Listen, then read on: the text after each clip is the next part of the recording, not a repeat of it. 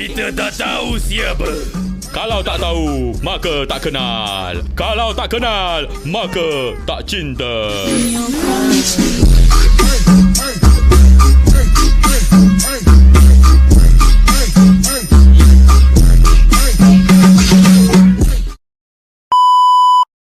Assalamualaikum warahmatullahi wabarakatuh. Oke, baik teman-teman, mungkin saya akan langsung ke materinya saja, karena tadi sudah diperkenalkan oleh Papa Sola. Oke teman-teman, saya akan menjelaskan tentang apa sih itu ekonomi manajerial. Jadi dalam mempelajari ekonomi manajerial ini, kita harus mengartikan dulu apa sih itu ekonomi manajerial. Nah, ekonomi manajerial itu terbagi menjadi dua kata, yakni ekonomi dan manajerial.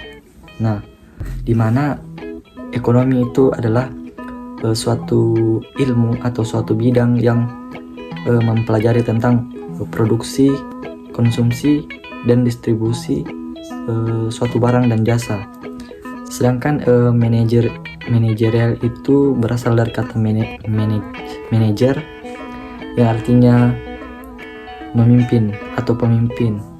Kalau kita mau artikan secara luas, manajerial itu adalah tentang mengatur, tentang memimpin, dan membuat suatu rencana, teman-teman. Jadi bisa kita simpulkan, teman-teman, bahwa ekonomi manajerial itu adalah suatu bidang atau suatu ilmu pengetahuan atau suatu teori tentang pengambilan keputusan dalam suatu organisasi atau suatu perusahaan, di mana untuk mencapai tujuan tertentu dan dengan cara yang paling efektif dan efisien. Begitu, teman-teman. Terus yang selanjutnya ada ruang lingkup ekonomi manajerial. Di situ ada 7 poin tentang ruang lingkup ekonomi manajerial. Yang pertama itu ada teori permintaan dan penawaran. Terus yang kedua itu teori produksi. Terus perilaku konsumen. Selanjutnya teori biaya. Terus ramalan dan perkiraan permintaan pasar. Terus ramalan dan perkiraan biaya. Serta metode penetapan harga dan output. Nah, di slide selanjutnya itu ada proses keputusan manajer.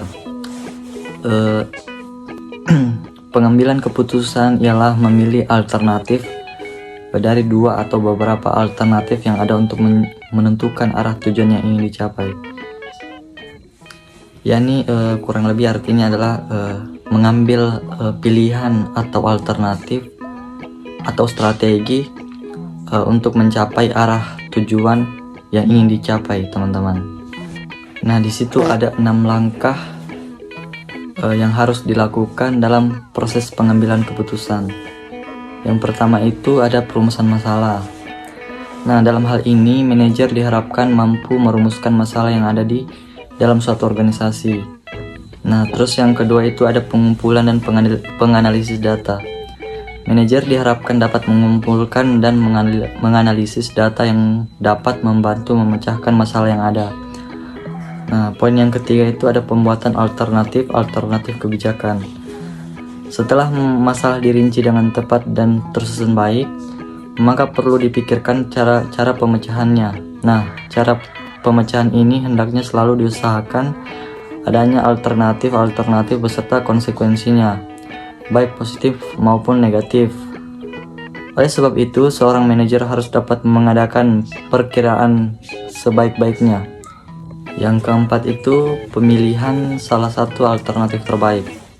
Nah, pemilihan salah satu alternatif yang dianggap paling tepat untuk memecahkan suatu masalah tertentu dilakukan atas dasar pertimbangan yang matang atau rekomendasi. Dalam pemilihan satu alternatif dibutuhkan waktu yang lama, karena hal ini menentukan alternatif yang dipakai akan berhasil atau sebaliknya. Yang kelima ada pelaksanaan keputusan. Nah, dalam pelaksanaan keputusan berarti seorang manajer harus mampu menerima dampak yang positif atau negatifnya. Terus langkah yang terakhir, yang keenam, ada pemantauan dan pengevaluasian hasil pelaksanaan. Nah, setelah keputusan dijalankan, seharusnya pimpinan atau manajer dapat mengukur dampak dari keputusan yang telah dibuat. Penilaian ulang perlu diadakan. Faktor-faktor penentu yang akan dinilai harus diputuskan sejak awal dan tidak setelah pelaksanaan berjalan. Dengan cara ini, memang akan mudah terjadi debat yang hangat, namun akurasi akan lebih terjamin. Nah, kita masuk di studi kasus, teman-teman. Sebagai contoh di situ ada pengambilan keputusan manajer terhadap penempatan karyawan di BMT Mentari KC Pekalongan. Hasil dari penelitian tersebut didapatkan penetapan karyawan di BMT Mentari tidak sesuai dengan latar belakang pendidikan dan kompetensi mereka, yang mengakibatkan kinerja kurang optimal. Manajer lebih memprioritaskan aspek kepribadian pribadi pelamar ketimbang pendidikan formal. Nah, sebelum pengambilan keputusan penetapan karyawan, manajer BMT menyusun tahapan-tahapan yang harus dilakukan. 6 langkah pengambilan keputusan yang sebelumnya tadi dijelaskan di slide sebelumnya, teman-teman. Nah, di slide selanjutnya ada konsep manajemen bisnis dan sistem industri dalam ekonomi manajemen. Jadi, manajemen industri itu sendiri adalah sebuah tindakan atau cara yang dilakukan sebuah industri atau sebuah perusahaan secara efektif dan efisien dalam mencapai tujuan bisnisnya. Selanjutnya, konsep manajemen industri. Nah, di situ ada 4 poin utama dalam konsep manajemen industri. Yang pertama itu ada planning, ada organizing, ada leading, dan controlling. Nah, yang pertama tadi ada segi planning atau perencanaan, yaitu proses perencanaan yang biasanya dilakukan oleh manajer atau pemimpin tiap divisi di perusahaan. Proses perencanaan harus dilakukan dengan matang untuk memperoleh hasil dan tujuan yang maksimal. Begitupun dengan penentuan proses yang akan dilakukan agar tercipta efisiensi kerja dari seluruh divisi. Yang selanjutnya ada sesi organizing atau pengaturan.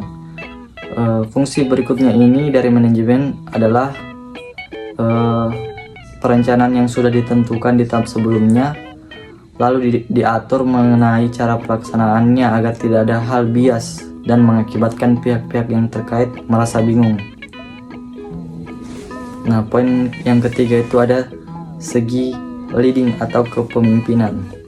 Agar semua pekerja yang terlibat menjalankan tugas sesuai prosedur dan berjalan baik, maka diperlukan seorang pemimpin baik, itu CEO atau manajer.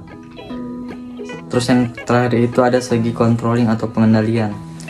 Nah, fungsi dari controlling ini yaitu untuk mengkontrol atau mengatur semua pekerjaan agar bisa berjalan sesuai rencana dan tujuan yang sudah ditentukan. Controlling ini tujuannya agar bisa segera melakukan koreksi dan memperbaiki apabila ada kesalahan yang ditemui, sebelum kesalahan tersebut semakin besar dan malah menyebabkan banyak kerugian bagi bisnis. Oke, baik teman-teman, mungkin sekian dari pemaparan materi saya. Mudah-mudahan teman semua mengerti. Oke, assalamualaikum warahmatullahi wabarakatuh dan sampai jumpa. Faktor-faktor menemukan permintaan. Aku benar. Dan